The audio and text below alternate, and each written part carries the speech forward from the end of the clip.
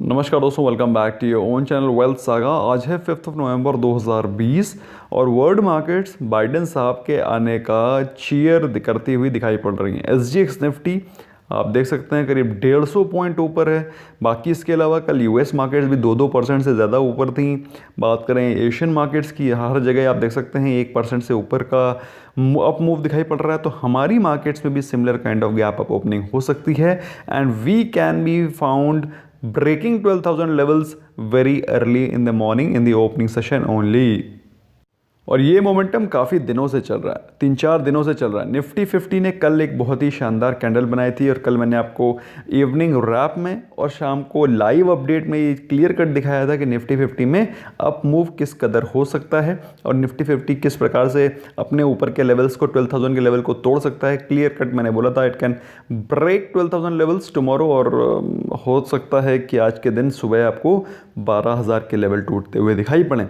Nifty bank में भी शानदार तेज़ी के बाद कल थोड़ा सा कंसोलिडेशन, ऑल्दो 88 पॉइंट्स भी ऊपर था वो, बट पिछले 2 दिनों से तो वो 1800 पॉइंट्स ऊपर जा चुका है। फिलहाल मिड कैप के बारे में बात करें तो मिड कैप में उतनी तेज़ी नहीं जितना कि लार्ज कैप स्टॉक्स में दिखाई पड़ी। तो इन ग्लोबल मार्केट के चलते कौन से स्टॉक्स में पॉजिटिव न्यूज़ रही है, कौन से स्टॉक्स में हमें बाइंग की अपॉर्चुनिटी देख रही है, उसमें बात करने से पहले कल के टॉप गेनर्स के बारे में बात कर लेते हैं। एज यू कैन सी कल के टॉप गेनर्स की लिस्ट में Reliance was one of them in top 4, जिसके चलते निफ्टी में एक अच्छा खासा पुश नज़र आया। और आज अगर निफ्टी ऊपर मूव करता है तो रिलायंस भी ऊपर जाएगा और रिलायंस ऊपर गया तो फिर काफ़ी तेज़ी से सेंसेक्स वगैरह सारे जितने भी हैं सबको वो पुल करके ऊपर ले जाएगा, बिकॉज हेवी वेट है, काफ़ी बड़ा पार्ट है इंडेक्स का। जो लोग परेशान हो रहे थे कि रिलायंस गिर रहा है, रिलायंस 1200 चला जाएगा, रिलायंस 1500 चला जाएगा, इतनी सारी रिपोर्ट्स आ गई, पीपल वर अफ्रेड। दोस्तों ये सब डर के आगे ही जीत है। अगर आप डरेंगे कहाँ से स्टॉक मार्केट में फिर आप आ गए हैं। यू हैव टू फोकस कि Reliance is a great stock, why you are panicking, I fail to understand. Anyway, IndusInd bank, Sun Pharma were the other 2 stocks जिसको कि हम लोगों ने मेंबर्स के साथ डिस्कस भी किया था कि सन फार्मा कैन बी बॉट। बात करें टॉप लूजर्स की तो टॉप लूजर्स में थे UPL, ऑफ कोर्स उसके रीजंस मैंने एम्पली डिस्क्राइब कर रखे हैं, HDFC, Hindalco and axis bank.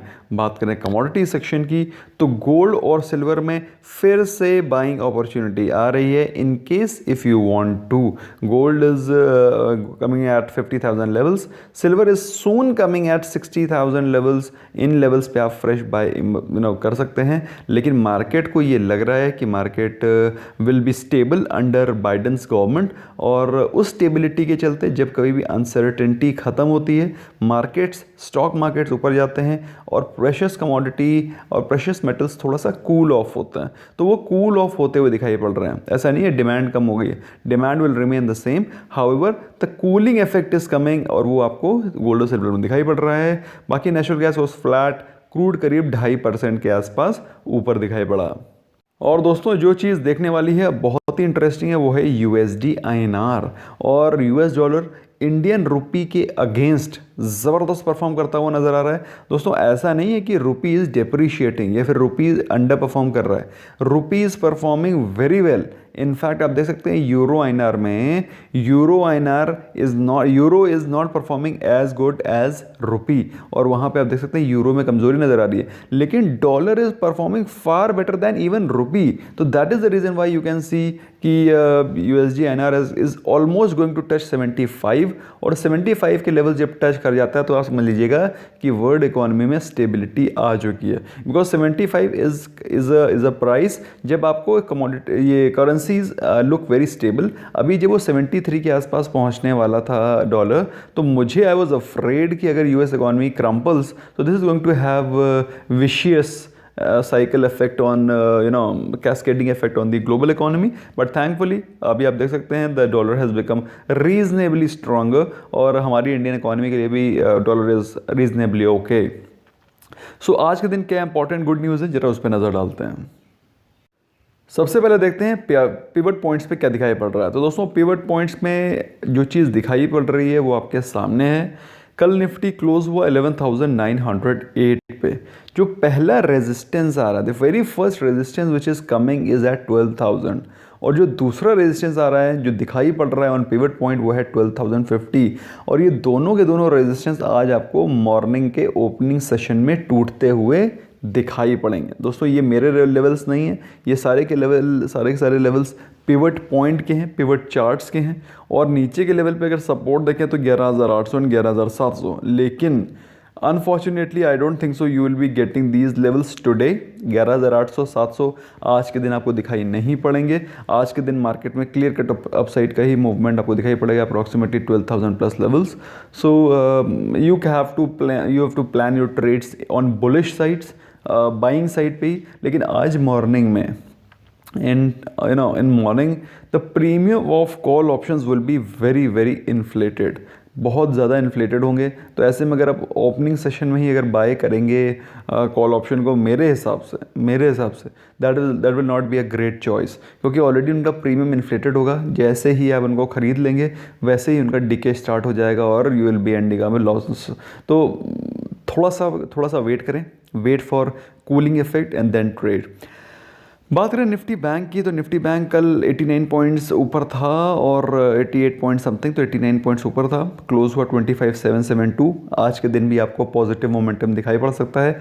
26,000 के लेवल ब्रेक होते दिखाई पड़ेंगे। उसके बाद जो ये रेजिस्टेंस है 26,350 और अल्टीमेटली 26,500 के एक बहुत ही ज़बरदस्त रेजिस्टेंस है। सो आज के दिन का trading session will be very interesting, क्योंकि बाइडेन साहब तो आ रहे हैं, तो ये एक अच्छी न्यूज़ है। लेकिन नीचे के रेजिस्टेंस वगैरह बात करें 25,300 एंड 24,850, जो कि हो सकता है जब दिखाई ना पड़े, क्योंकि जिस हिसाब से बुलिश सेंटिमेंट बना है उस हिसाब से ये ऊपर ही जाना चाहिए।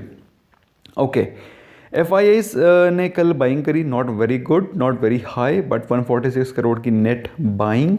DIIs ने करी सेलिंग ऑलमोस्ट 8 करोड़ की, तो सेलिंग कम बाइंग ज़्यादा, जिसका इम्पैक्ट आपको मार्केट में दिखाई पड़ा। गुड न्यूज़ क्या है? गुड न्यूज़ मैंने आपको इवनिंग रैप में कवर करी थी, जिसमें कि सिनेमा मल्टीप्लेक्सेस इन मुंबई महाराष्ट्र में जल्दी खुलना शुरू हो रहे हैं। तो again a great news, although 50% की कैपेसिटी पे ही ऑपरेट करेंगे, बट अल्टीमेटली बंद होने से अच्छा है कुछ तो चले। लेकिन अगर आप ये सोच रहे हैं 50% कैपेसिटी से बहुत ज़्यादा बम्पर प्रॉफिट बना लेंगे, then I think we are mistaken. तो 50% कैपेसिटी पे चलना शुरू होंगे, कम से कम गाड़ी तो बढ़ेगी। वंडरला भी खुल रहा है भाई। वंडरला तो मैं भी काफ़ी दिनों से एक्सप्लोर करने की मूड था, घर में बैठे बैठे थक गया हूँ, बट अगेन नहीं, Wonderla is also opening. So overall जो ये फ़न प्लेसेस हैं, फ़न वेंचर करने वाली जगह हैं, सारी खुल रही हैं, तो बहुत अच्छी बात है।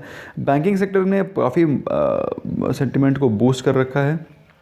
As you all know, the banking sector में जितने भी बैंक्स हैं सब ने बहुत शानदार रिजल्ट पोस्ट किए हैं, because of lowering of NPAs, lesser of provisioning, और उसके चलते अच्छे खासे पॉजिटिव रिजल्ट्स भी आए हैं। कल SBI ने भी 50% से ज़्यादा के प्रॉफिट दर्ज किए, surprising, but that's how it is. PSUs के बायबैक रेगुलर आ रहे हैं, against a great positive news. कल HPCL के भी बायबैक का प्राइस आया 250, जो कि मैंने आपको इवनिंग रैप में बताया था, आई एम श्योर आपने उसको देखा होगा। नॉट सो गुड न्यूज़, कोई मतलब ही नहीं है भाई इसका तो कोई ध्यान ही नहीं दे रहा है। ये तो बिल्कुल मतलब फेड हो गया, this is totally faded. People are not even concern कि इंडिया की जो कोरोना की लिस्ट है वो 83 लाख पहुंच चुकी है। कल के दिन केजरीवाल साहब ने बोला है कि दिल्ली 3rd वेव में पहुंच गई है, लेकिन नोबडी इज़ बॉदर्ड यार, nobody is damn bothered. But so ऐसा नहीं है कि we should not be bothered also, we should be aware at the back of our mind कि कल के दिन जो केसेस आए हैं वर्ल्ड में 6 लाख आए हैं, इंडिया में 46,000 आए हैं। So we should not lose our guard, we should not lose the sight of what is going on across the world. तो कल के दिन हाईएस्ट केसेस आए हैं, आपको मालूम होना चाहिए, अगर नहीं मालूम है तो मैंने आपको बता दिया। कल के दिन जो इंपॉर्टेंट रिजल्ट आए थे उसमें थे SBI, HPCL, जो कि मैंने आपको इवनिंग रैप में पोस्ट किया था, और काफ़ी सारे इंपॉर्टेंट रिजल्ट्स मैं अपने टेलीग्राम चैनल वेल्थ सागा पे पोस्ट करूँगा। अगर आपने ज्वाइन नहीं हुआ, you must go and join and search this, आपको मिल जाएगा। 1,08,000 मेंबर की फैमिली है, you can be part of that. Okay, आज के दिन के इंपॉर्टेंट रिजल्ट्स ज़्यादा कोई खास नहीं है, लेकिन बहुत ही इंटरेस्टिंग मिड कैप क्वालिटी के स्टॉक्स हैं, जिसमें कि आप देख सकते हैं Adani transmissions, Bajaj electricals, Dish TV, Godrej consumers, Inox. Okay, तो these are the results which you must look forward to. Berger paints, तो ये वो रिजल्ट देख सकते हैं। नेरोलैक के रिजल्ट्स काफ़ी अच्छे नहीं आए थे, तो हो सकता है सिमिलर काइंड ऑफ रिजल्ट्स आपको बर्जर पेंट्स में दिखें। सो आज का दिन काफ़ी इंपॉर्टेंट होने वाला है।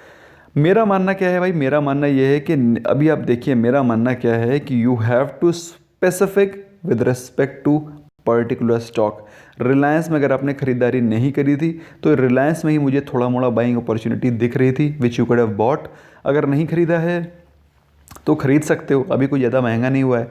और अगर उसके अलावा अभी तो मेरे को I find no reason why you should be investing in any stock. अच्छे स्टॉक्स को अच्छे लेवल पे जीटीडी ऑर्डर लगा करके छोड़ सकते हो। मेरे हिसाब से you must not be in FOMO, जो कि बहुत ही नेचुरल होगा इस समय, क्योंकि अगर आपने पैसे को इन्वेस्ट नहीं किया है अभी तक, लोअर लेवल्स का वेट कर रहे थे। So again you know I can understand your plight, but you have to be stock specific. जब जो स्टॉक गिरे उसको ले लेना चाहिए। और अगर आपने अभी रिलायंस को नहीं लिया था तो again you will be missing out on opportunity. अभी भी ठीक ठाक लेवल पे 1950 के levels are reasonably okay levels. In case if you want to buy you can buy Reliance.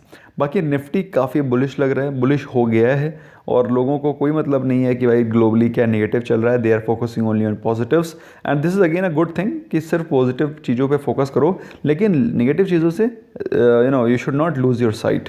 तो be careful, be cautious and be bullish, that is okay, but be cautious of the things which are going around. Thank you so much for giving your precious time, friends. I hope you learned something new, and invest in good quality stocks only on tips. Don't chase stocks, don't chase market. That's all what I want to say. Thank you, bye bye.